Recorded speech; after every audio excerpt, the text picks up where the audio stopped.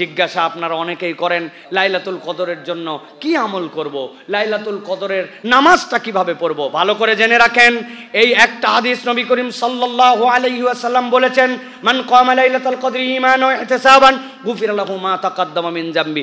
এই একটা রাত উদ্দেশ্য করে আল্লাহর নবী আলাদা সালাতের কথা বলেছেন। কেউ যদি এই সালাত আদায় করে তার অতীতের সকল গুনাহ খাতা আল্লাহ মাফ করে দিবেন। সুবহানাল্লাহ। এখন কোন সূরা দিয়ে পড়ব? কোনো সূরা নির্ধারিত নাই যে আপনাকে সূরা ফাতিহার পরে এরপরে ইন্না আনজালনাহু ফি লাইলাতুল কদর 10 বার পড়তে হবে, ইখলাস 10 বার পড়তে হবে। না, আপনি লাইলাতুল কদরের নিয়তে আপনি যে সূরাগুলি জানেন ওই সূরা দিয়ে আপনি সালাত আদায় করবেন, কিন্তু আপনার যেন এই সালাত মিস না হয়। এটা নিয়ত কি হবে ভাই?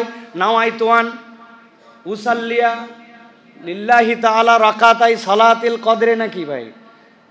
অনেকে বলে ভাই আমি কেমনে লাইলাতুল কদরের নামাজ পড়বেন, তো নিয়ত জানলাম না ভাই। আপনার ইন্টেনশনটাই আপনার নিয়ত ভাই। আলাদা করে মুখে পড়া বা এটা মুখস্থ করা এটা আপনার জন্য জরুরি নয়, বরং আপনি লাইলাতুল কদরের নিয়তে সালাত আদায় করছেন, এরকম করে আপনি সালাত আদায় করবেন। তাহলে লাইলাতুল কদর আমরা কবে খুঁজবো? প্রথমে বলেন শেষ দশকে, এরপরে শেষ 7 দিন, যদি না পারে বেজর রাতগুলো যেন মিস না হয়। আল্লাহ যেন আমাদের লাইলাতুল কদর অনুসন্ধান করে লাইলাতুল কদরের সালাত আদায় করার তৌফিক দান করেন। আমি আপনাদের কাছে একটা টিপস দিব, যদি আমরা 5টা আমল করি ইনশাআল্লাহ এই বছর কেন কোনো বছরেই আমাদের জীবন থেকে লাইলাতুল কদর মিস হবে না। আল্লাহ যেন আমাদেরকে এই বছরে লাইলাতুল কদর সকলের জীবনের সম্পৃক্ত করেন। এই জন্য বলবো 5টা বিষয় খেয়াল রাখবেন। লাইলাতুল কদর প্রত্যেক দিন আরবিতে এই চাঁদ যখন ওঠে মাগরিবের সালাত থেকে রাত শুরু হয়, পরের দিন মাগরিব পর্যন্ত পুরো একটা দিনের সার্কেল। আপনাকে মনে রাখতে হবে লাইলাতুল কদর মানে ওই দিনের অংশ নয়, রাতের অংশ ফজর পর্যন্ত। 1 নম্বর, এই লাইলাতুল কদরের দশক থেকে কোনোভাবে যেন আমার দান সাদাকা মিস না হয়। আপনি সাধ্যের মধ্যে প্রত্যেক দিন কিছু না কিছু দান করবেন, আপনার স্ত্রীকে আপনার বাড়ির ফ্যামিলি মেম্বারদেরকে দান করাবেন। প্রত্যেক দিন মিসকিন না পেতে পারেন, বাড়ির মধ্যে একটা সাদাকা বক্স প্রয়োজনে বানায় রাখবেন, যে লাইলাতুল কদরের রাত আসছে, আমি 10, 20, 50 টাকা ওখানে ফেলি নাই, লোক পাই নাই, কিন্তু তাই বলে দান যেন মিস না হয়। আপনি দানের নিয়তে রেখে দিয়েছেন।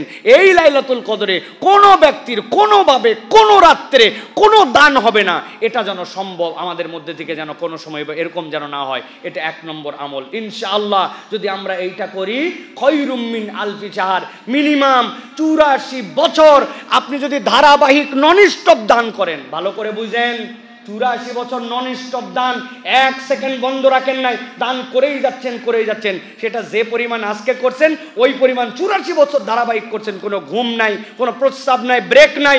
আল্লাহ বলছেন এই 84 বছর ধারাবাহিক দান করলে যে সওয়াব, আল্লাহ ওই আমল নামায় নিম্নে এটা দিবেন, উপরে কত দিবেন আল্লাহ জানেন।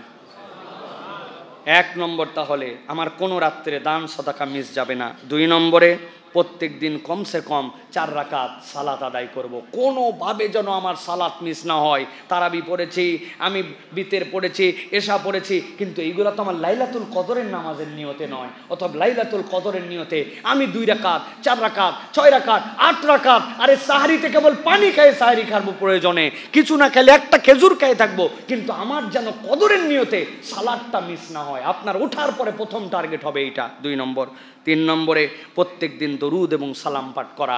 বান্দা তার জীবনে যদি বরকত পেতে চায়, তার দোয়া যদি কবুল করাতে চায়, নবীর থেকে যদি শাফাত চায়, টার্গেট করে নিব প্রত্যেক দিন 20 বার, 30 বার, 50 বার আমার লাইলাতুল কদরের নিয়তে এই দশকে আমার যেন কোনো দরুদ এবং সালাম প্রেরণ করতে ভুল না হয়। 4 নম্বরে, প্রত্যেক দিন কিছু না কিছু আপনি তেলাওয়াত করবেন। যে কয়দিন লাইলাতুল কদর পাবো, আমার মোবাইলের মধ্যে থেকে কোরআন শরীফ পড়া, অথবা আমি মাসহাব দেখে কোরআন শরীফ পড়া, কিছু নাই, কিন্তু লাইলাতুল কদরের নিয়তে উঠি না এশার নামাজের পরে, আলাম তারা থেকে সূরা নাস পর্যন্ত আমার মুখস্থ আছে, লাইলাতুল কদরের নিয়তে ওই রাত্রে আমি 10টা সূরা, 2টা সূরা যতটুকু পারি, কিন্তু কোরআন তেলাওয়াত যেন আমার মিস না হয়। 5 নম্বরে যেটা বলবো প্রিয় ভাইয়েরা, প্রত্যেক দিন আমার একটা দোয়া করতে হবে। নবী করিম সাল্লাল্লাহু আলাইহি ওয়াসাল্লাম যে দোয়া শিখিয়েছেন, হযরত আয়েশা সিদ্দিকা রাদিয়াল্লাহু তাআলা আনহা থেকে যে দোয়াটি বর্ণিত হয়েছে, এই দোয়া মুখস্থ করে আমাকে প্রত্যেক দিন করতে হবে। আল্লাহুম্মা ইন্নাকা আফুন তুহিব্বুল আফওয়া ফাআফু আন্নি, আল্লাহুম্মা ইন্নাকা আফুন তুহিব্বুল আফওয়া ফাআফু আন্নি। হে আল্লাহ, তুমি ক্ষমাকারী, ক্ষমা করা পছন্দ করো, আমাকে তুমি ক্ষমা করে দাও। এটা যেন মিস না হয়। আজকে যে বাড়িতে দরজার সামনে লাগাবেন, আজকে যে ডাইনিং টেবিলের নিচে দিবেন, আজকে যে আপনার ফ্রিজের গায়ের মধ্যে বাংলা উচ্চারণ নেট থেকে দেখে হলে লিখবেন, যেখানে চোখে পড়বে আপনার জন্য এই দোয়া মিস না হয়। আর লাইলাতুল কদর পাওয়ার জন্য সর্বশ্রেষ্ঠ আমল হচ্ছে আপনার আমার জন্য এতেকাফ করা। যেই বান্দা এতেকাফে আল্লাহর ঘরে ঢোকে ওই বান্দার লাইলাতুল কদর মিস হওয়ার কোনো চান্স নাই। সকলের মিস হয়ে যেতে পারে, ওই তো আসেই সবসময় এতেকাফে।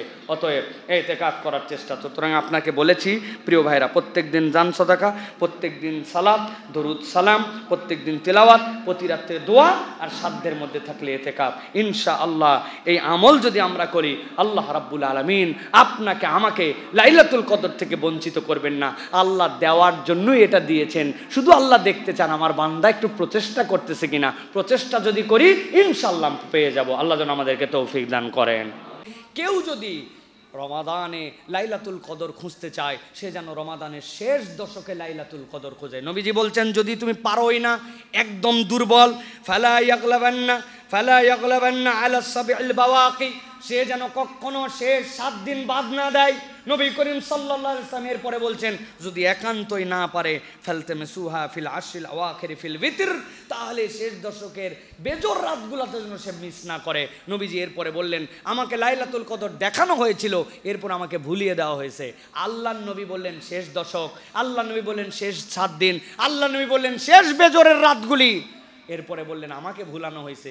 আর বাঙালির প্রতি মনে হয় ওহি আসছে, আইসে মনে হচ্ছে আল্লাহর নবী ভুলে গেলেও আমরা জাইনে ফেলছি একমাত্র লাইলাতুল কদরের রাত কোন রাত, সবাই তো জানি, আমরা দেখি, তাহলে আমরা কেউ ভুলি নাই। প্রিয় ভাইয়েরা এইরকম করলে হবে না প্রিয় ভাইয়েরা, বরং এই শেষ দশকটা পুরোটাই আমাদেরকে মূল্যায়ন করার জন্য চেষ্টা করতে হবে। প্রিয় ভাইয়েরা, আল্লাহ যেন আমাদেরকে এইগুলো আমল করার তৌফিক দান করেন। সে সবে কদরে নাকি সবাইকে ক্ষমা করে দিবে, তাহলে যারা জুলুম অন্যের সাথে অপরাধ করেছে তাদেরকেও কি ক্ষমা করা হবে? প্রিয় ভাইয়েরা, ভালো করে বুঝতে হবে, আল্লাহ রাব্বুল আলামিন যে ক্ষমা করে দিবেন, এই ক্ষমার সাথে 2টা বিষয় জড়িত। একটা হচ্ছে আল্লাহর হক, আর একটা হচ্ছে বান্দার হক। আল্লাহ আগেই আপনার আমার জন্য এই সিস্টেম বর্ণনা করে রেখে দিয়েছেন যে যদি কেউ বান্দার হক নষ্ট করে তাহলে বান্দার কাছ থেকে তাকে ক্ষমা নিতে হবে। বান্দার কাছে ক্ষমা নিলে আর না নিলে আল্লাহ এটা মাফ করবে না। তাহলে আল্লাহ রাব্বুল আলামিন যে মাফটা করে দিচ্ছেন ওটা কোনটা?